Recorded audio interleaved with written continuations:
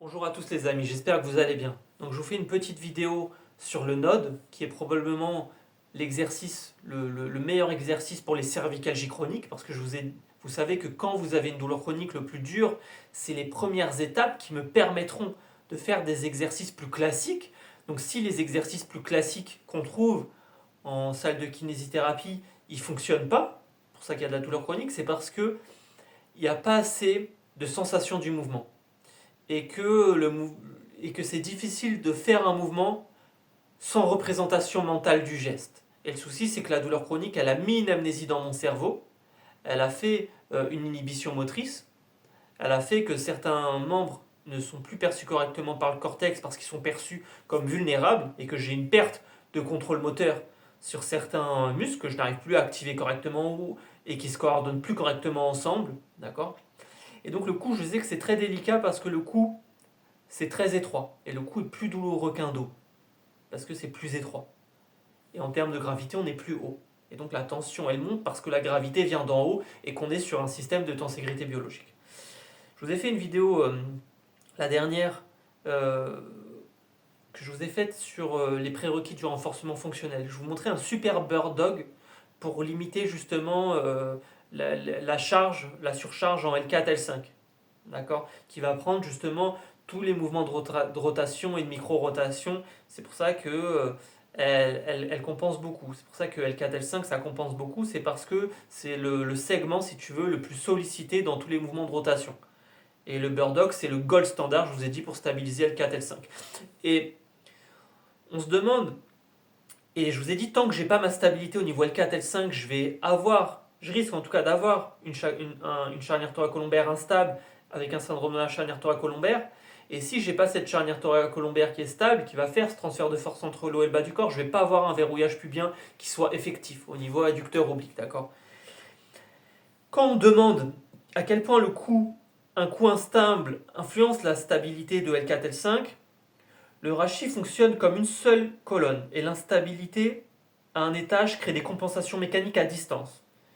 Donc le coup joue un rôle majeur dans la stabilité globale via trois mécanismes. Le coup pilote l'orientation et le tonus postural global.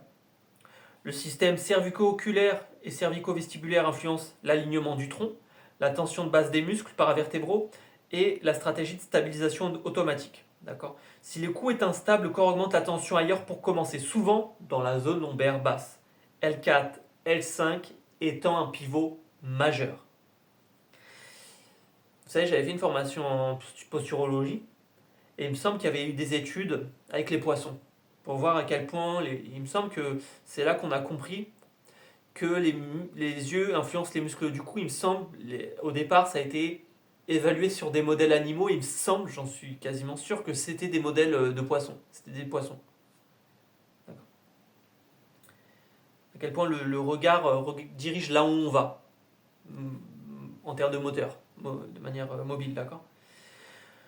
Donc, comme vous le savez, une instabilité cervicale entraîne une hyperactivité des muscles thoraciques supérieurs, une rigidification du diaphragme, une perte de stabilité du caisson abdominal. C'est pour ça que je vous parle tout le temps de PIA, de pression, de gestion de pression intra-abdominale, d'accord.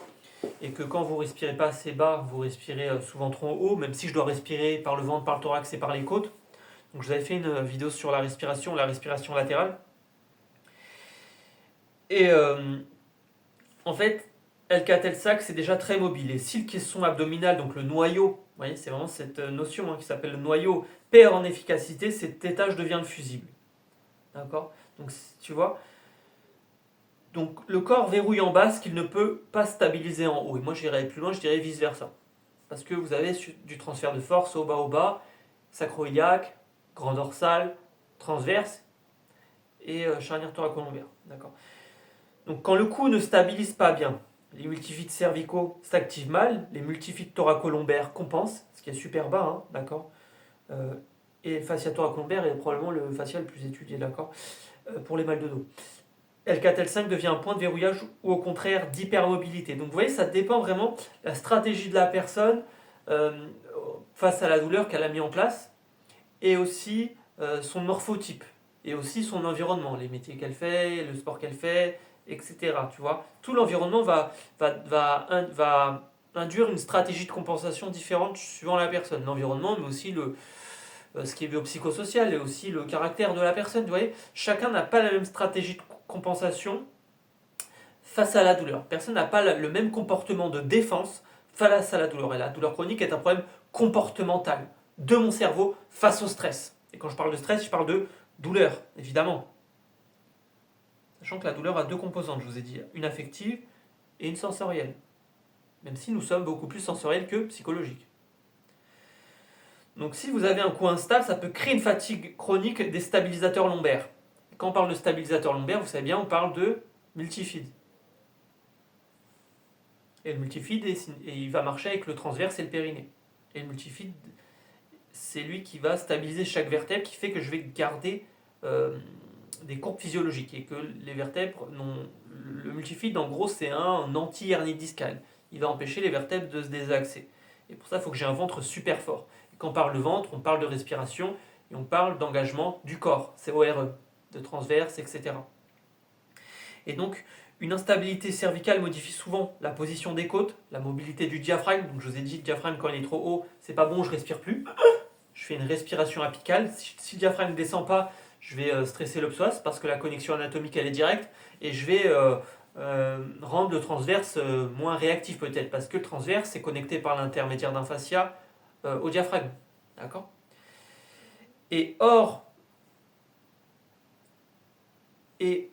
cette instabilité cervicale va aussi modifier souvent la capacité à créer une pression intra-abdominale stable. Vous devez gérer cette pression. C'est comme si il faut qu'elle migre de manière convenable. Il faut qu'elle reste centrée et que cette pression m'assiste dans des mouvements dynamiques. Donc ça, c'est le gainage, les amis. C'est pour ça que je vous ai dit, la respiration est un pilier fondamental du gainage, parce que le gainage m'aide à gérer cette pression pendant un effort.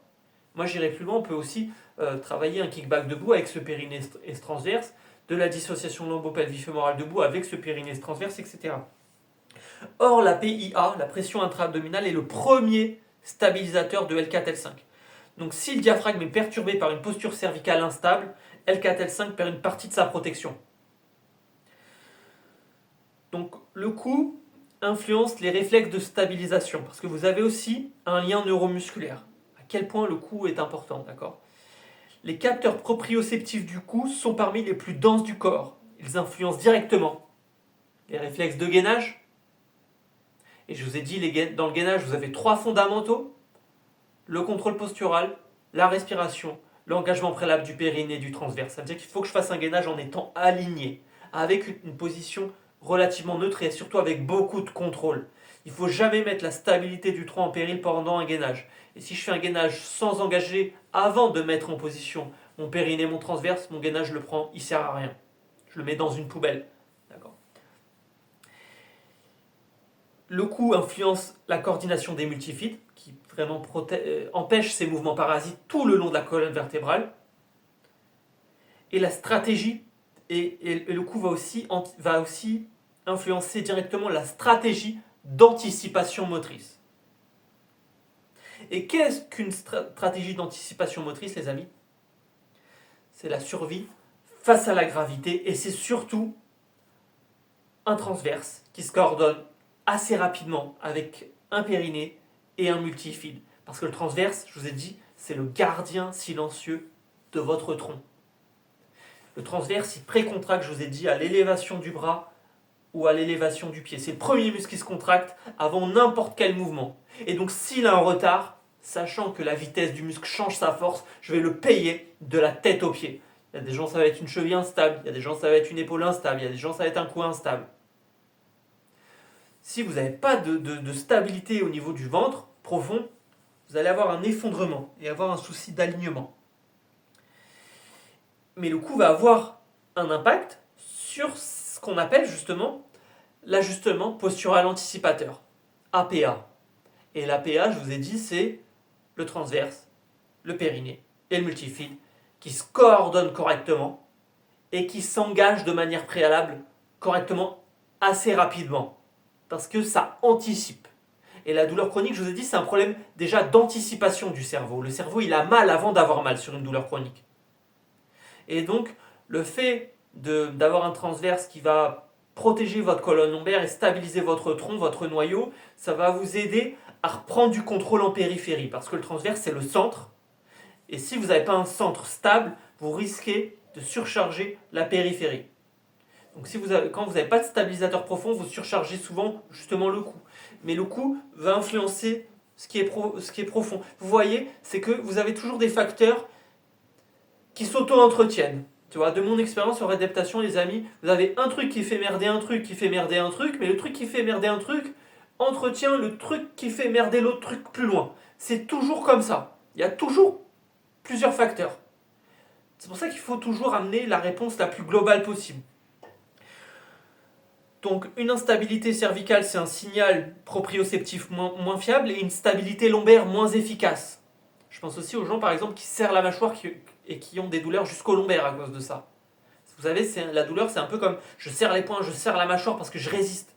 La douleur elle est énergivore, elle demande trop de résistance vis-à-vis de soi-même. Donc pensez à coopérer avec vous les amis. Et c'est pour ça qu'il faut avoir une étiologie la plus fiable possible. Donc on sait qu'il y a une instabilité quand vous avez des mouvements saccadés.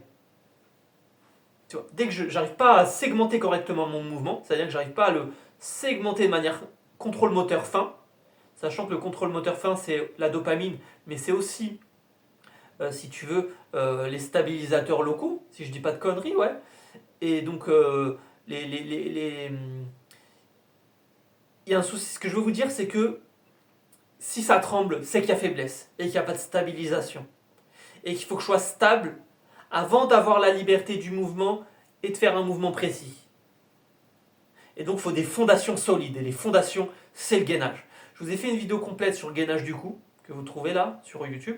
Et je vous ai fait une vidéo gainage aussi, gainage et position neutre, aussi sur YouTube là. D'accord.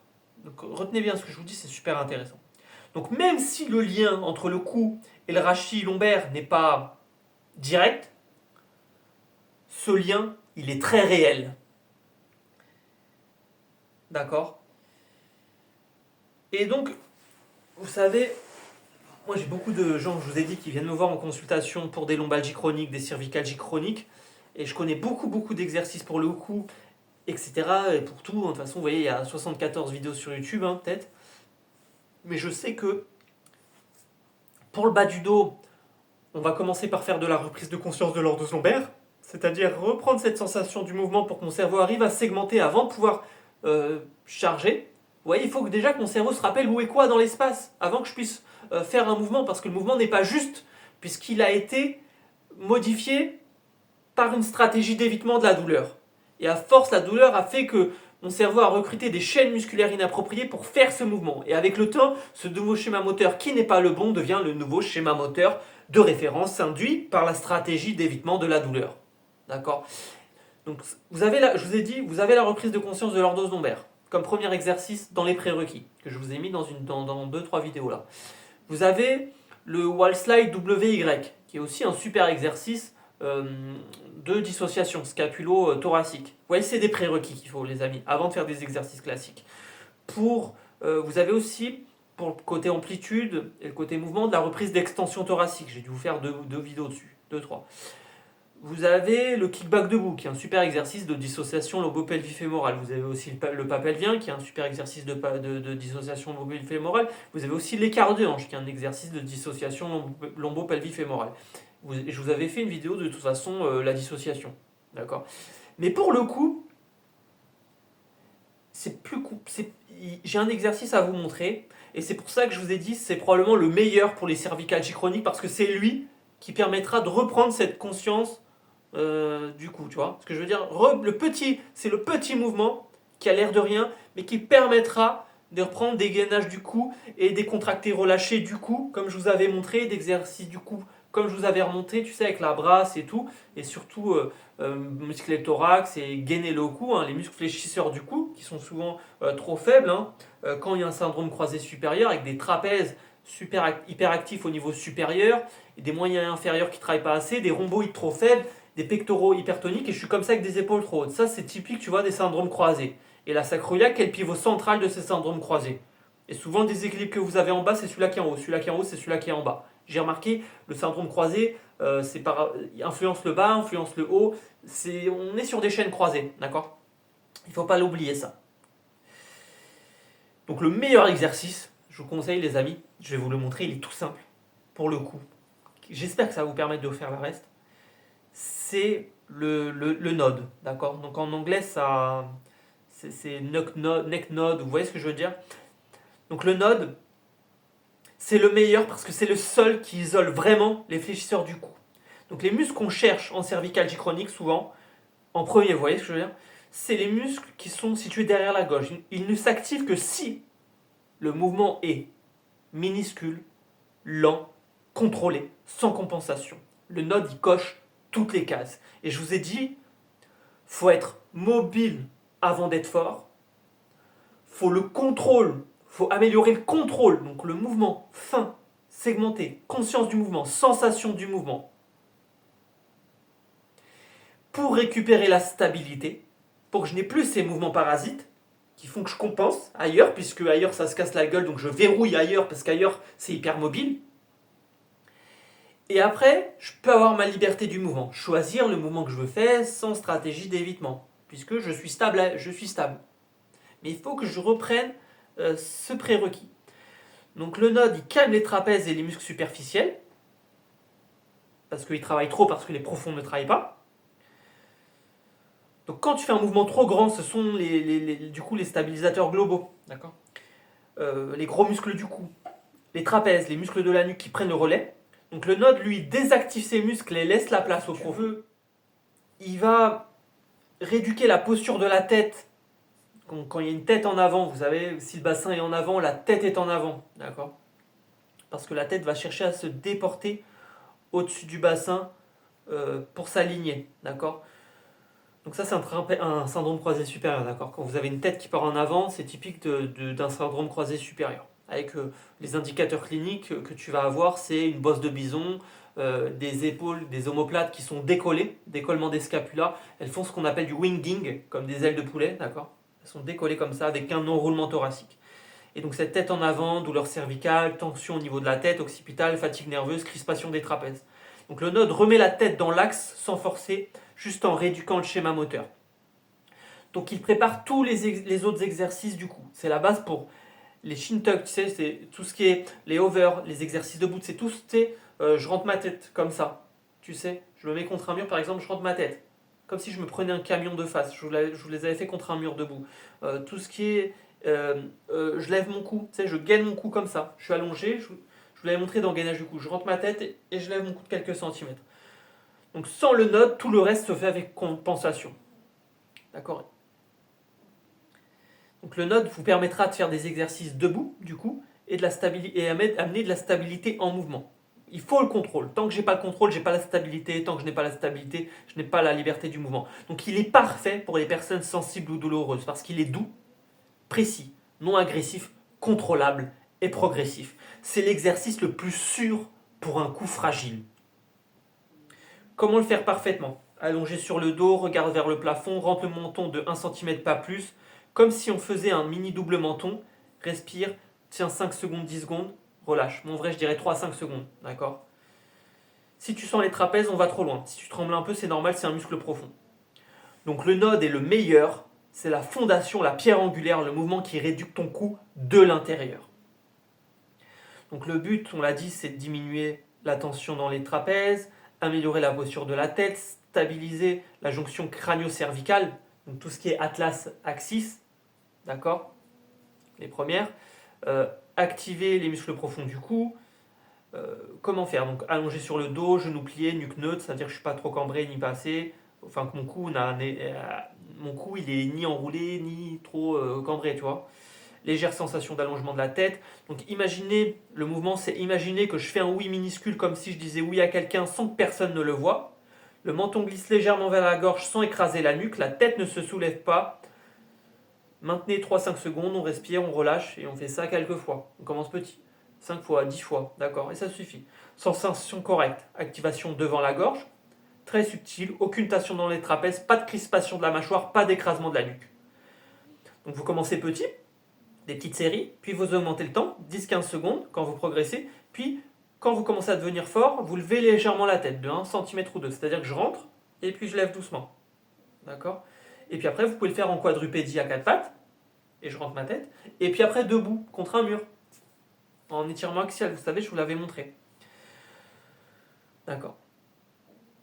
Donc imaginez toujours qu'on vous étire la tête. Même au sol, on vous étire la tête comme pour vous auto-agrandir. Je vous avais fait une vidéo, l'auto-agrandissement. Ça, j'explique ça bien. D'accord? Ok les amis. Donc je vais vous le montrer, il est très très simple les amis. D'accord? Donc regarde, je me mets comme ça. J'aplatis mes lombaires sans les écraser si je veux. Le bassin il est haut et lourd. Les abdos sont légers. Je suis neutre. Et tout simplement, tu vois, avec mon menton, je rentre doucement. Hop, tu vois, il est minuscule le mouvement. Je fais comme un oui. 1, 2, 3 et je relâche. 1, 2, 3 et je relâche. 3 et je relâche. Si le mouvement n'est pas minuscule, je ne vais pas chercher les bons muscles. D'accord? Donc c'est juste ça. C'est juste je rentre mon menton. Hop, tu vois, comme si je rentre mon menton un tout petit peu. Comme si je fais oui et que personne ne me voit. Et juste là, je vais travailler cet exercice. D'accord? Donc il est très très doux, très très très très subtil, hein, mais c'est un super exercice les amis. C'est ce qui vous permettra de refaire le reste. Parce qu'il faut réassurer votre cerveau. Votre cerveau il est associé mouvement et douleur. Donc il faut faire des mouvements non douloureux pour que votre cerveau puisse les intégrer. Le cerveau ne peut pas apprendre ce qui n'est pas positif émotionnellement et la douleur ce n'est pas positif émotionnellement. Donc un schéma moteur ne peut pas se consolider de manière durablement, de manière mnésique dans la mémoire s'il est douloureux. Parce que si c'est douloureux, c'est pas bon pour ma survie. Et que vous êtes sur un souci justement de survie quand on parle de douleur chronique, d'accord? Donc voilà, j'espère que ça va vous aider les amis. Je vous souhaite bon courage, bons exercices. Une fois que vous maîtrisez cet exercice, je vous invite à retourner sur mes vidéos exercices pour le cou et l'épaule, gainage du cou et des épaules. J'espère que ça va vous permettre de progresser. Je vous fais des gros bisous les amis, je vous souhaite beaucoup de courage. À plus tard.